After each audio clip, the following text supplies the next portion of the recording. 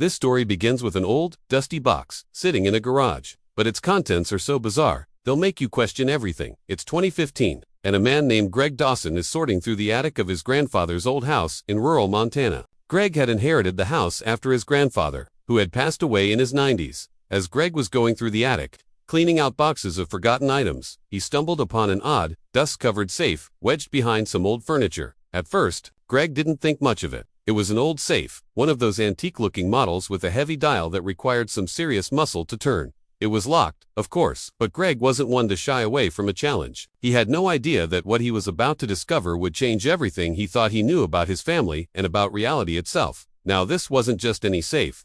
This safe was ancient. Greg's grandfather had been a collector of all sorts of things: old coins, wartime memorabilia, even strange artifacts from travels abroad. But this safe had been sitting there, undisturbed, for over 100 years.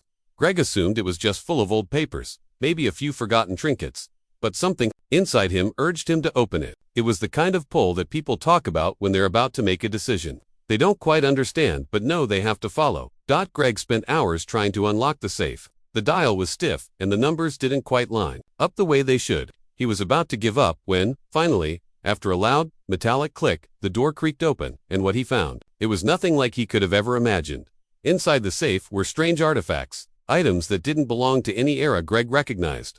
There was an ancient-looking map, its edges tattered and curling, depicting a land that didn't exist. It showed landmasses and countries that had never appeared on any modern map. There was a crystal vial, sealed tight with wax, containing a liquid that shimmered like nothing Greg had ever seen before, its color shifting and changing as he tilted the bottle. But the most disturbing object was the book. It looked as though it had been crafted by hands long forgotten by time. The pages were made of something like animal hide, and the cover was an unidentifiable, dark leather. The strange symbols carved into the cover were not any language Greg had ever seen. Something more ancient, more forbidden. The book itself hummed with an eerie energy. The air around it seemed to grow cold, and Greg felt a deep unease settle in his stomach. But curiosity got the best of him. He opened the book. As soon as Greg flipped to the first page, his world began to shift. The symbols on the page weren't just ancient texts, they were written in a language that seemed to move, as though the words themselves were changing, rearranging. Before his eyes, it wasn't just that the words were unreadable. They seemed to react to his gaze. He blinked, rubbed his eyes, and looked again.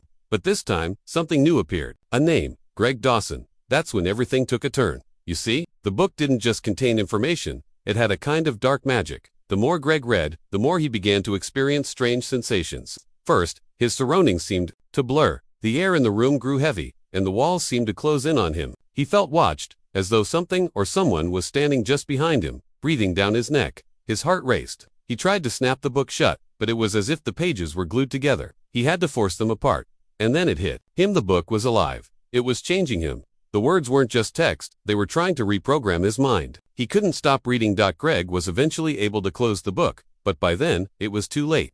The symbols burned into his memory, and his body was trembling. He felt as though his very existence had been altered. As he stumbled out of the attic, his eyes caught sight of something impossible. The world around him was no longer quite the same. People on the street didn't look the same. They walked with an unnatural precision, like puppets on strings. The buildings seemed to warp and stretch, as though they were slowly melting into the air. The landscape outside his windows shimmered, as if the very fabric of reality was bending under his gaze. Greg tried to run, but wherever he went, he was drawn back to that safe. It was as if the book had anchored him to a world that wasn't quite real anymore. As weeks passed, Greg's life became a blur. He lost track of time. His family and friends began to notice strange things happening around him. Objects would move in his presence. People would stare at him, their gazes empty and unblinking. He felt an intense sense of dread, as though something was watching him, pulling him deeper into the mystery of the safe, the book, and the symbols. Finally, Greg sought help. He turned to a local historian, someone who specialized in ancient texts and forgotten languages.